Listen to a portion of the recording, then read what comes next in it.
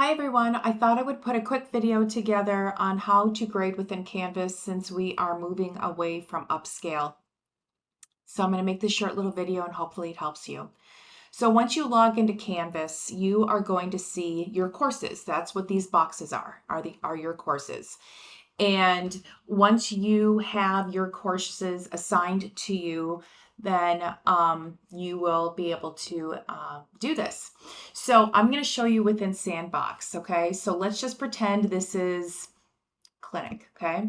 So I'm going to find it. It's going to say clinic level 4. I'm going to click on it, and it's going to bring me to the home page. The biggest tab that we need to worry about is where it says grades. So once you get into the course, I'm going to have you go into grades, and you're going to have a list of students right here, okay? And then up on top here is going to be everything that the student is going to be required to complete throughout the entire course. So let's just say a student comes to you and says, hey, I want to do an assessment. I'd like to be graded on it. What I want you to do is go to that student in this column, and I want you to click on their name. When you click on the name, you're going to see this box on the left side, the right side, and you're going to see the student's name, and then you're going to click on grades. Now, when you do that, you are going to see that you're in the gradebook for this particular student. And underneath where it says name, it's going to be everything that the student needs to complete. If there is any due date, you'll see that. And then you'll either see where it says missing or there's a dash. Those mean that the students still have to complete the assessment. So for this purpose, I'm just going to go ahead and I'm going to just show you how to do this. Let's just pretend this one has not been graded and that this has a dash or it says missing. And let's pretend that this says that it's the 11-12 Explorer. If I click on this, it's going to navigate me to the 11-12 Explorer. This, just disregard this again, this would say no submission. And you see these 3 dots? If you pull these over, it's going to give you the rubric for the 11-12 Explorer. It's going to tell you how many points that are due or that are allotted. And down here, you're going to see criteria. Criteria is what we are actually going to be grading the student on. Then you're going to see ratings. Now, in the ones that I'm creating, is going to say proficient, needs improvement, and non-performing. And you'll see that in the hard copies. For proficient, it will say in there that it's proficient without coaching. Now, that means that do you trust this student to be in your mouth with no coaching? And if you can say that to yourself, then click that the student is proficient.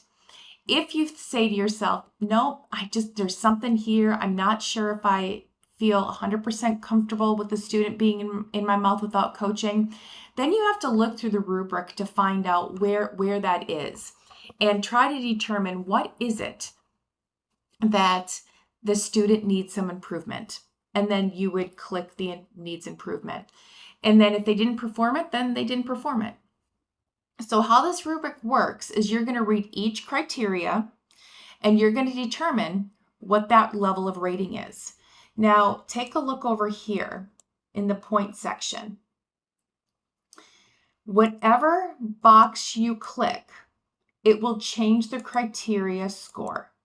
So it self-grades it. So as you go down, you read your criteria and you pick the box in which you feel that the student deserves. At the very bottom, you're going to see complete. And then if I click off a box, it's incomplete. What that means is if it's incomplete, there's a box in your rubric that hasn't been clicked. Once all boxes are clicked, then it will say complete. Down here, there's going to be a comment box. if you have taken any points away from the rubric, then you have to put a comment down here on what the student needs improvement on. This way it gives the student an idea of areas that they can work on to be more proficient. And then I trickle in some positive things as well. Once I've placed my comment and all the boxes are filled out, I'm going to submit the assignment or the assessment. If I go up on top here, you're going to see that it self-graded itself. Okay, you can see it up here too. All right, so it already graded it for us. All right, so if you wanted to go back into the grade book to see if that actually happened, this little box up here on the upper left, if you click it, it's going to bring you back to the grade book. Now there's two ways that you can see if the grade has been entered into the grade book. First, you can scroll to the assignment to see, yep, that grade is there. Or, again, you can click on the student's name, click on grades, and then you would see that this grade has been entered. I hope this helps.